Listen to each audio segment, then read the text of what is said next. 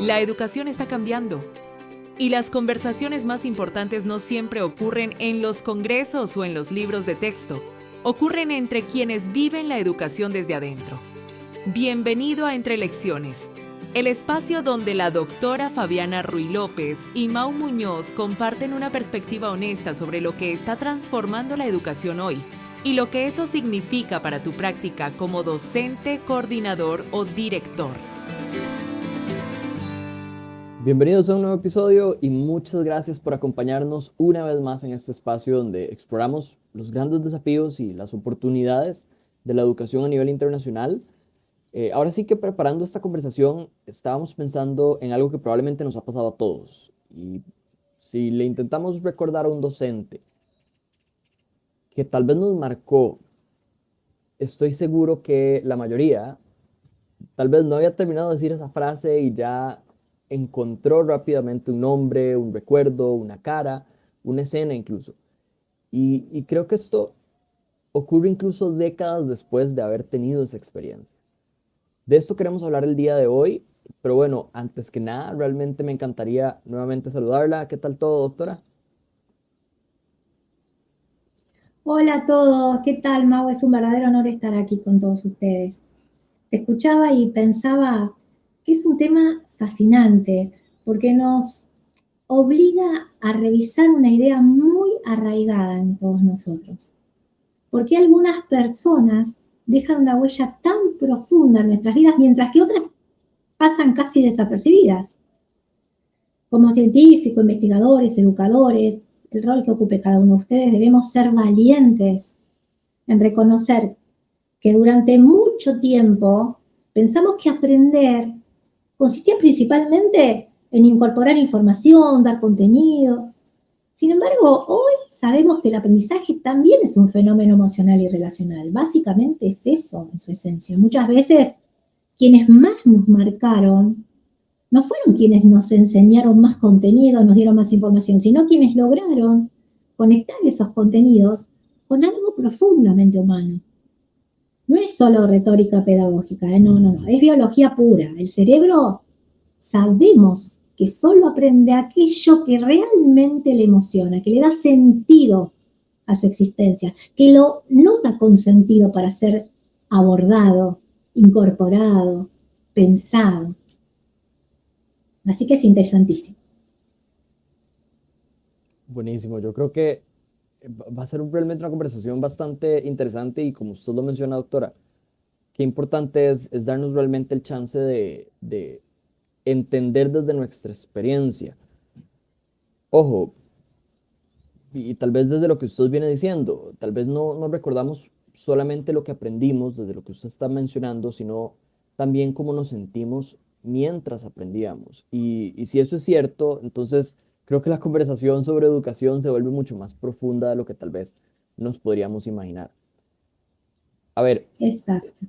solemos pensar, doctora, que recordamos a los docentes por lo que nos enseñaron, pero la realidad y la evidencia parece indicar algo tal vez un poco más profundo. ¿Qué explica de pronto que algunas experiencias educativas permanezcan intactas en nuestra memoria durante décadas y tal vez pues, también hay algunas otras que no? Exacto. La respuesta es fascinante desde la neurociencia. Las investigaciones sobre memoria muestran que las experiencias asociadas a emociones significativas tienen mayores probabilidades de consolidarse y permanecer en el tiempo. Imaginen esto. Las emociones funcionan como una especie de resaltador biológico que le indica al cerebro qué vale la pena conservar. Por eso recordamos a quienes creyeron en nosotros, nos inspiraron o nos ayudaron a descubrir capacidades que capaz que desconocíamos que teníamos. Escuchen bien esto, la amígdala etiqueta el evento y el hipocampo lo archiva con prioridad absoluta. Es un mecanismo, por así decir, de supervivencia que el docente magistral, el que tiene experiencia, sabe activar con su sola presencia. Es increíble, pero es así. Claro, tal vez incluso es por esto que si pregunto, ¿cuál es de pronto ese momento de vida en el que puedes cerrar los ojos y es como si estuvieras ahí otra vez? las respuestas normalmente nos llevan a puntos altamente emocionales de la vida. De pronto, pues, para los que son padres de familia, el nacimiento de un hijo, o para quienes son matrimonios jóvenes, de pronto ese momento en la boda, ese sí, ¿no?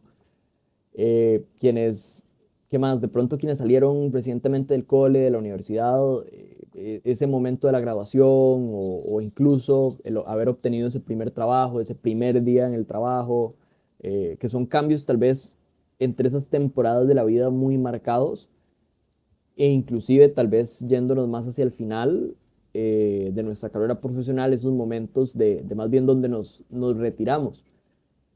Qué interesante, y creo Claro. que nos trae muchísimo a colación todo esto que usted está mencionando. Creo que es importantísimo a la luz de esto de pronto hacer la pregunta.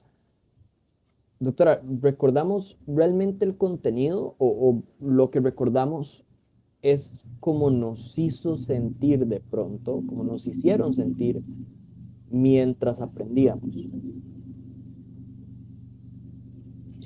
Es interesante, recordamos la experiencia integrada, Mau. No existe una frontera real entre el lado y del dato y la sensación, no. El vínculo entre emoción y memoria es tan potente que el cómo nos trataron, escuchen bien, cómo nos trataron se convierte en el vehículo especial, diría, del que nos enseñaron. Por eso, ante la duda de por qué algunas experiencias educativas permanecen intactas durante décadas, la ciencia responde que son las emociones significativas como mecanismo de consolidación de recuerdos. O sea, son huellas sinápticas que el tiempo no puede borrar porque están tejidas con afecto y relevancia vital. O sea, se ha establecido un lazo de afecto. Eso siempre lo nombro, siempre lo digo. Y vuelvo a lo mismo. Porque sin lazo de afecto y sin emoción no puede haber aprendizaje. Y después quizá en la charla surjan otros aspectos. Pero es realmente interesantísimo. Por eso, como decíamos al principio, esa relación entre la emoción y los sentimientos. Es fundamental emocionar para enseñar. Claro, y tal vez con esto traigo algo que hemos venido conversando repetidas veces en las sesiones que hemos tenido, los entrenamientos, las capacitaciones. eh, ¿Cómo de pronto hacemos la marca, o dónde está esa línea? O sea, ¿cómo podemos como docentes generar este tipo de experiencias emocionalmente significativas en el salón? Y ojo, creo que aquí lo principal es tomando en cuenta que tal vez no se trata de forzar algo que no necesariamente fluye. ¿Qué diría usted, doctora? ¿Cómo podría ser un docente? Exacto, exacto. Es fundamental entender que no es convertirse en un payaso, no venimos a entretener, a ser las niñeras. Es establecer un vínculo de respeto y de ética que el estudiante vea que este docente es coherente con su trayectoria diaria, es coherente con lo que hace y no con lo que dice que hace. Debemos comprender el impacto de las experiencias humanas en el aprendizaje duradero. Es fundamental. Se trata de influir más a través de una experiencia significativa que mediante gran cantidad de información. No es la cantidad de información. Cuanto más compleja, cuanto más llevo de información al aula, que soy mejor docente. Es la experiencia significativa y profunda que deja huella. Cuando un alumno se siente reconocido por su maestro, su cerebro se abre, está relajado. La coherencia ética del docente es lo que realmente educa, lo que realmente trasciende las fronteras del aula. Así que fíjense en la importancia de nuestro rol. Claro, y qué importante, doctora. Y tal vez aquí voy a decir algo que podría generar un poco de debate, porque creo que con todo este tema del contenido, hay un punto que me ha gustado muchísimo analizar con algunos colegas en los últimos meses, y es que realmente nos encontramos en una realidad de mundo muy diferente a la de hace 100 años, 50 años, incluso a la de hace 10 años. Desde el punto de vista de contenido, de información, es una realidad que nos encontramos en un mundo con la información casi que entera de la humanidad disponible en alta definición, si con 5G, en Wi-Fi, en la bolsa del pantalón Milisegundos. todos los días. Exacto.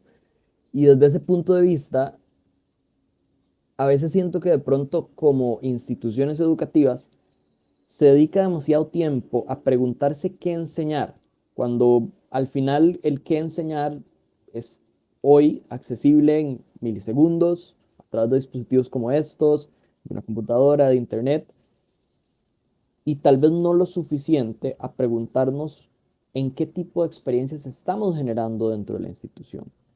¿Qué tan importante sentiría usted que es esa distinción entre esa parte de la información, el contenido, y realmente las experiencias que estamos generando dentro de la institución? Es una observación súper valiosa, más en estos tiempos donde estamos en una bisagra. Los contenidos realmente importan, pero existe una pregunta previa.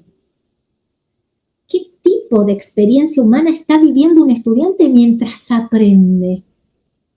Dos personas pueden recibir exactamente el mismo contenido y vivir experiencias completamente distintas. Y esa diferencia modifica profundamente el aprendizaje. Volviendo a lo que vos decías, hoy el debate debe centrarse en el rol docente, en el rol del alumno y hablar del desarrollo crítico en los colegios de hoy.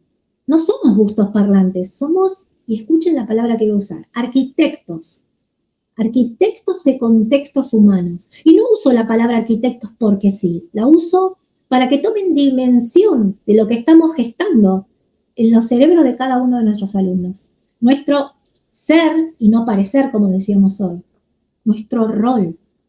El rol que tiene hoy el alumno, el rol que tiene hoy el docente y el rol que tiene la escuela hoy cambió abruptamente. Estamos en un momento bisagra. Entonces hoy el debate es ese. ¿Qué tiene que desarrollar la escuela de hoy? Y básicamente ser crítica. Hoy nuestro foco está en otro lado, en establecer espacios de debate genuino, ya que la información está disponible en milisegundos por donde quieran. Ya los libros cobran otra experiencia. Hay libros que, por supuesto, son históricos y no van a estar de la misma manera. No digo dejar los libros, al contrario. Es investigar con otro sentido, es mirar con otro sentido y es debatir con otro sentido. Momento Claro. bisagra. Qué importante lo que menciona y creo, doctora, que, a ver, me encantaría tal vez que llevemos la conversación un poco a también ver cómo traer esto a nuestras instituciones. Creo que con esta parte es muy claro que el norte está en ese desarrollo del pensamiento crítico, en ese cambio en el rol del docente, en el entendimiento de también el cambio en el rol del alumno de la institución. Creo que todas estas cosas son importantísimas de analizar, más siempre me gusta también que tratemos de traerlo un poco más a cómo ejecutarlo, cómo hacerlo suceder. No sé, doctora, ¿qué nos podría decir por ahí? A ver, Mau, y a la audiencia, les propongo que pensemos en el día a día. Pongo el ejemplo. Dos estudiantes, como dije hoy, expuestos al mismo contenido pueden obtener resultados muy diferentes. ¿Y por qué? Porque el impacto de la experiencia subjetiva sobre el aprendizaje es lo que realmente es el punto en este caso. Para que este cambio sea real y apuntando a lo que vos decíamos, debemos preguntarnos, ¿qué necesita el cerebro para otorgarle valor a aquello que aprende? Esta pregunta es fundamental desde el rol del docente para poder generar la mejor experiencia en el alumno, en el estudiante. Y la respuesta es significativa a esta pregunta. Significado tiene que otorgarle, relevancia y conexión con conocimientos previos. No lo puedo traer de la nada. Y ahí es donde descubrimos cuál es el verdadero rol del educador frente a esta realidad. No es solamente ofrecer respuestas. Es algo mucho más grande. Es ayudar a generar cada cada vez mejores preguntas. Y volvemos a lo que hablamos hoy. Ante esta realidad, cambia el sentido del aula, cambia el rol del docente, cambia el rol del alumno, cambia las intervenciones didácticas. No tengo que ofrecer las respuestas, ya están. Tengo que enseñarles, tengo que generar, fomentar, inspirar mejores preguntas.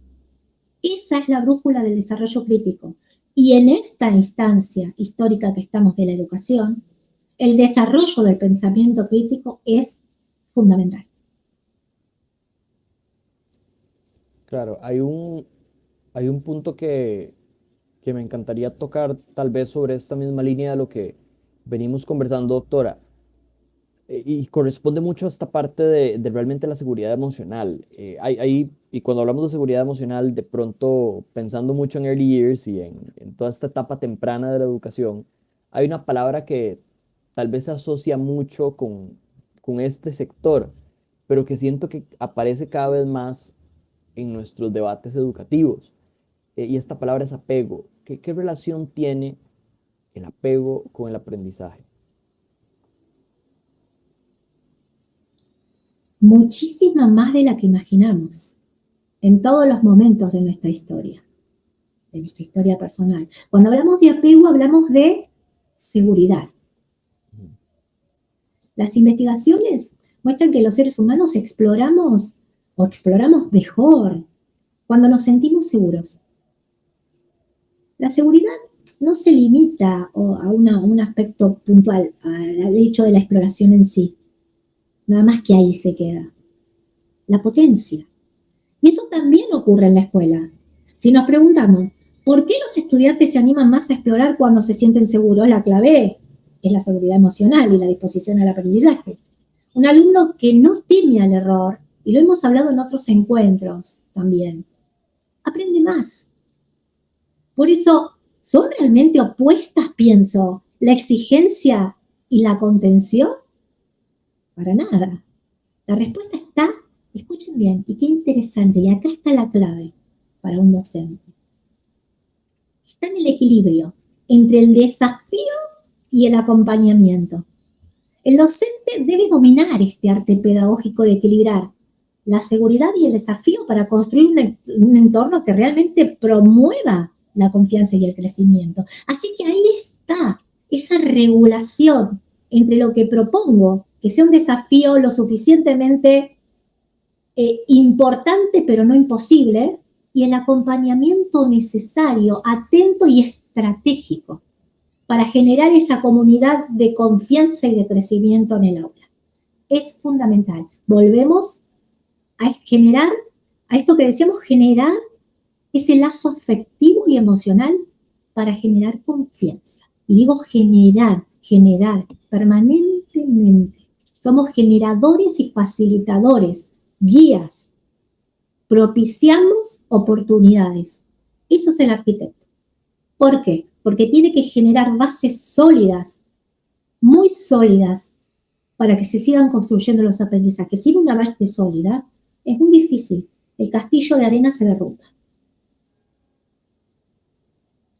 Qué importante. Y qué importante porque al final, como usted lo menciona, y tal vez creo que esto es algo de una falsa dicotomía que vemos a veces, este dilema entre emoción y conocimiento, y el que muchas veces cuando hablamos de una educación centrada en emociones, de pronto a veces creemos que esto implica una disminución en la exigencia académica, cuando tal vez no creo que sea esto tan cierto. Vamos a ver, y creo que sí he escuchado a veces muchos discursos educativos que ponen tal vez tanto énfasis en el bienestar emocional que pareciera que el conocimiento pues pasó a un segundo plano. No sé si existe ese riesgo, doctora. Esa preocupación realmente es legítima, pero para parte de una falsa dicotomía, como vos decís. No se trata de elegir entre el bienestar y el aprendizaje, ni entre el vínculo y el crecimiento. Necesitamos ambas cosas, lo venimos diciendo de hoy. Lo emocional no va a reemplazar el conocimiento, lo potencia. ¿Por qué se suele presentar una oposición entre emociones y aprendizaje? El origen, debo decir que se remonta a la falsa dicotomía industrial que separaba mente de corazón, cuando el aprendizaje se impartía. Miren la palabra que utilizo. Pero la ciencia es clara, hablar de bienestar implica necesariamente hablar de expectativas, hablar de potenciar solamente conocimientos.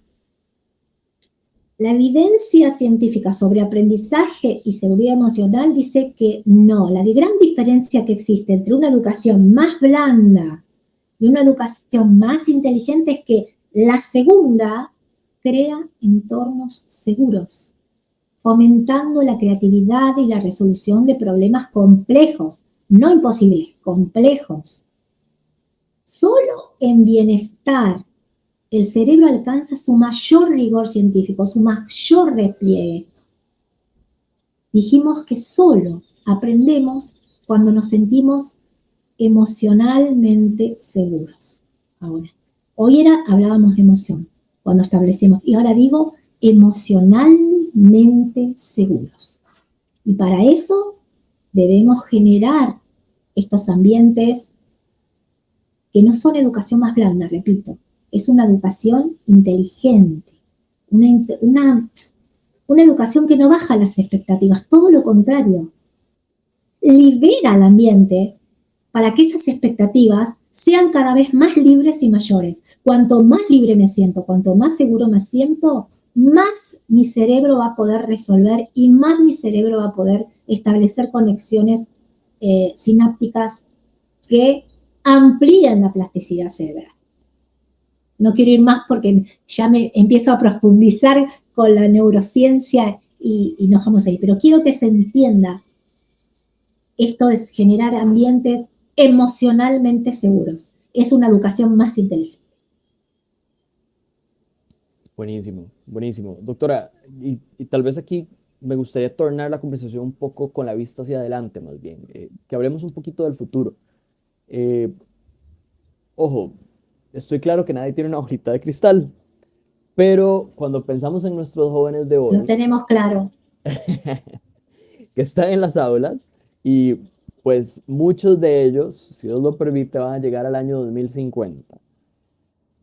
Aquí hay algo que me encantaría preguntar. ¿Qué capacidades cree usted que serán fundamentales? Porque, y ojo con esto, como sector educativo, tenemos que entender que estamos preparando estudiantes para un mundo que siempre ha sido incierto, que siempre ha sido cambiante, pero tal vez nunca lo ha sido al ritmo que lo está haciendo en estos momentos de nuestra historia.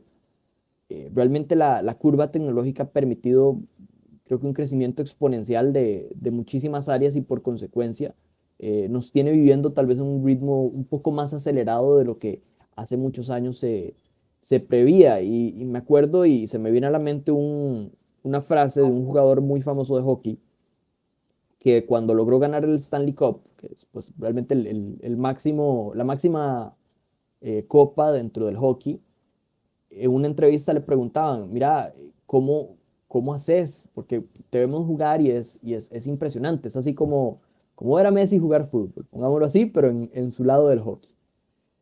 Y decía el muchacho que él juega hockey y aprendió a jugar hockey no patinando detrás del puck, sino aprendiendo a visualizar hacia dónde va el puck y por consecuencia patinando hacia allá.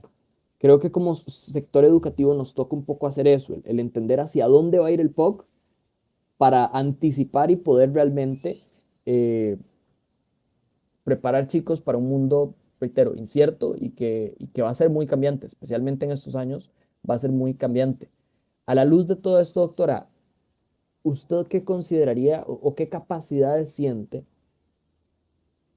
que sea hoy, sea en el año 2050, 2100, van a ser aún fundamentales? ¿Qué le diría a nuestra audiencia?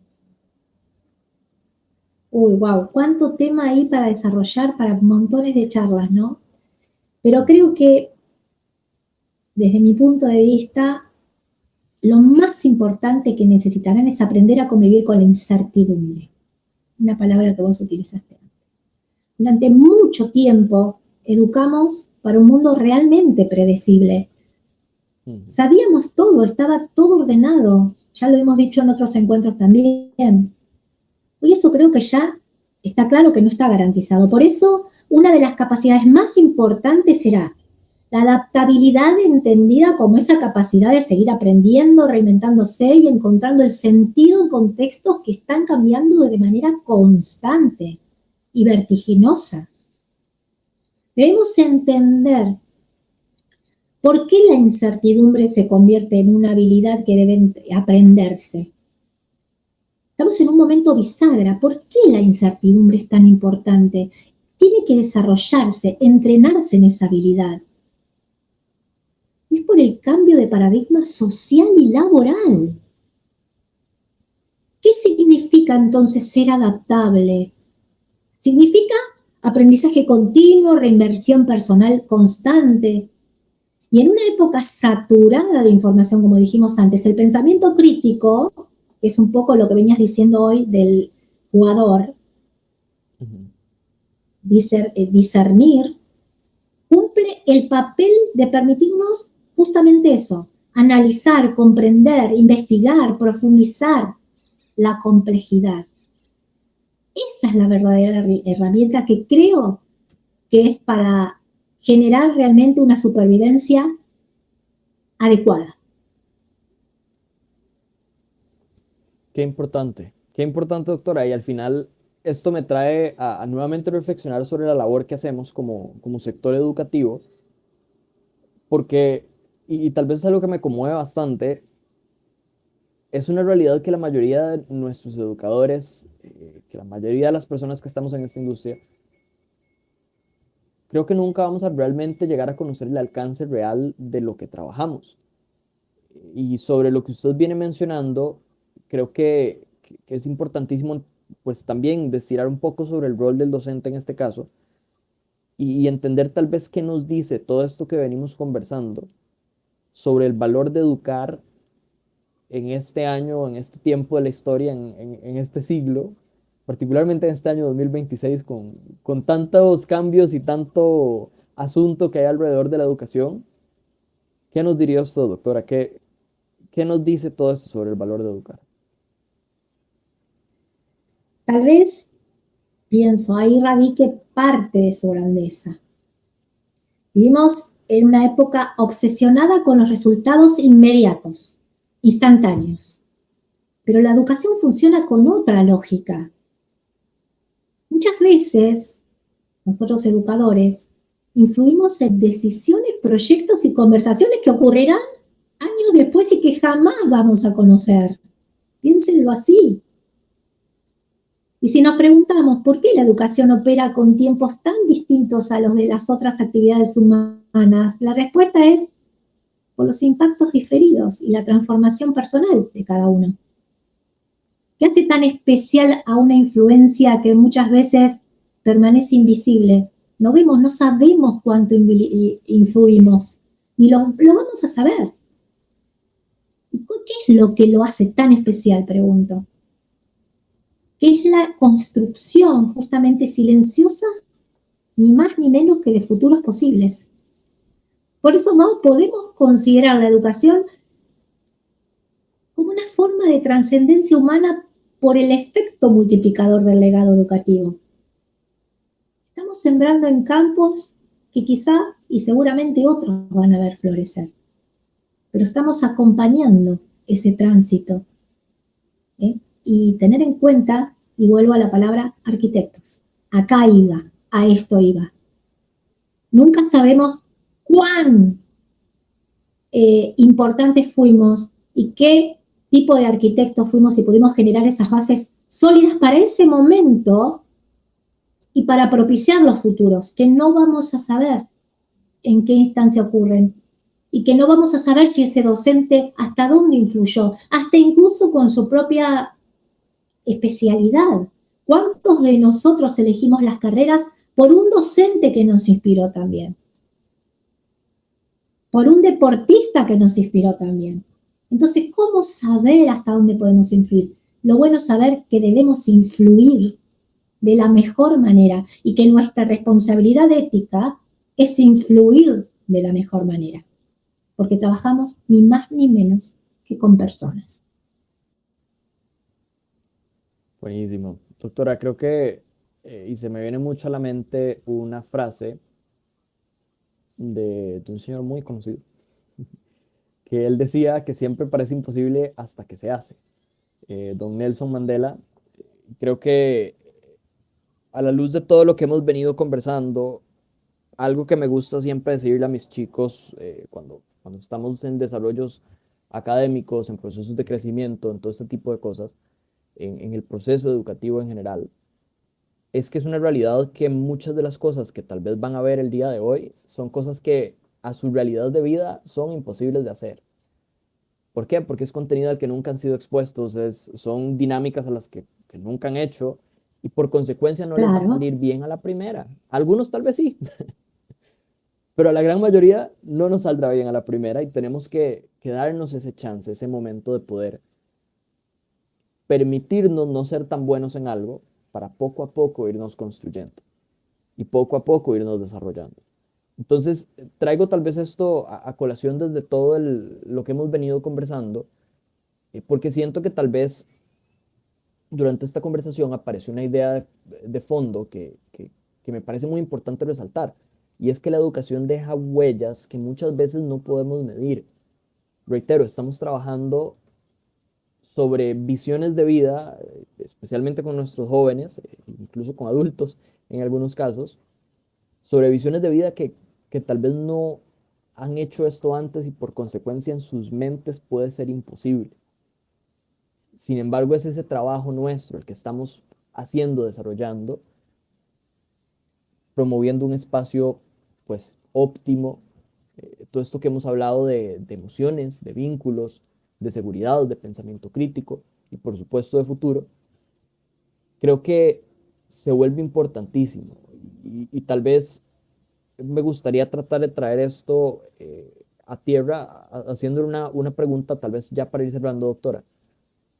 Si, si de pronto usted tuviera que elegir una sola característica que distingue de pronto a ese educador que deja una marca para toda la vida, que le ayuda a nuestros estudiantes a hacer que lo imposible sea posible, de pronto, ¿cuál sería esa característica? qué interesante. Diría que la capacidad de generar significado, porque los estudiantes olvidarán muchos contenidos, pero difícilmente olviden a quienes les ayudaron a descubrir posibilidades, desarrollar confianza, encontrar el sentido a lo que hacían. Creo que el verdadero legado educativo no vive en los programas, ni en los edificios, ni en los currículum. Está clarísimo. Vive ni más ni menos que en las personas, en cada uno de nosotros. Por eso le hablo a estos arquitectos pedagógicos, los docentes, a nosotros, arquitectos, que tenemos esta maravillosa misión o este rol en la vida de poder generar futuros posibles, ni más ni menos que maravillosa profesión con una responsabilidad tan grande también. No se olviden nunca que trabajamos con personas, impactamos en esas personas, influimos en esas personas de una manera u otra. Por eso volvemos al inicio, hacerlo con ética, con profundidad, con sentido, con significado, con compromiso. Creo que con eso no puede faltar nada. Vos recién decías, Mau, que resaltabas en los estudiantes que al principio va a costar, que el error, y es probable, es una de las mayores posibilidades, que de primera instancia no salga bien. Pero ahí estás generando un campo propicio para que esa emoción, ese apego, generen un ambiente emocionalmente seguro.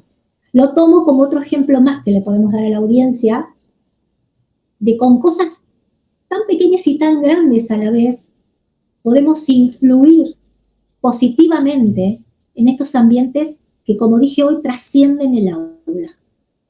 Así que generar significado ante todo lo que hacemos. Buenísimo. Doctora, yo creo que tal vez el mayor impacto de un educador no es algo que definitivamente se va a poder ver inmediatamente. Habrá algunas veces que sí, pero creo que el mayor impacto está realmente en ese efecto mariposa, como dicen por ahí. eh, y creo que es algo que continúa creciendo silenciosamente, no solo a través del impacto directo con esas personas que trabajamos, sino si nos ponemos a pensar el impacto que esas personas generan en otras personas y esas personas en otras, y creo que termina siendo un impacto que trasciende realmente pues a otras generaciones, otras vidas, otras áreas que tal vez no nos podríamos ni siquiera llegar a imaginar. Así que más bien muchas gracias, doctora, por acompañarnos en esta reflexión una vez más, por todo lo que trae usted sobre la mesa y realmente también agradecer mucho a todos los que nos escuchan, que creo que nos encantaría dejarlos con una pregunta, pero antes de ir con la pregunta, no sé, doctora, si hay algo más que quiera agregar para ir cerrando por acá. No, por favor, simplemente saludarlos, agradecerles la escucha y agradecerte a vos, porque siempre es lindo poder dialogar y profundizar sobre estos temas, especialmente con tanto respeto y responsabilidad. Así que, John, hasta el próximo episodio y te dejo cerrar. Buenísimo. Para todos, nos vamos a ver en el próximo, pero como les decía, los dejamos con una pregunta. Y esta pregunta es algo que a mí realmente me trajo mucha reflexión en el proceso de preparación de este episodio, y creo que lo que me encantaría que nos preguntemos y que profundicemos es que pensemos muy brevemente en cuál fue ese docente que dejó una huella imborrable en nuestras vidas. Y aún más importante, sobre esa misma pregunta, ¿por qué dejó esta huella? Creo que hay muchas de las respuestas de lo que hemos venido conversando a lo largo del episodio, y qué mejor evidencia que verla en nuestro propio proceso. Así que lo leemos en comentarios. Nuevamente muy agradecidos. Esperamos poderlos ver en las capacitaciones que continuamos teniendo, y nos vemos en el próximo episodio definitivamente. Hasta luego. Hasta la próxima.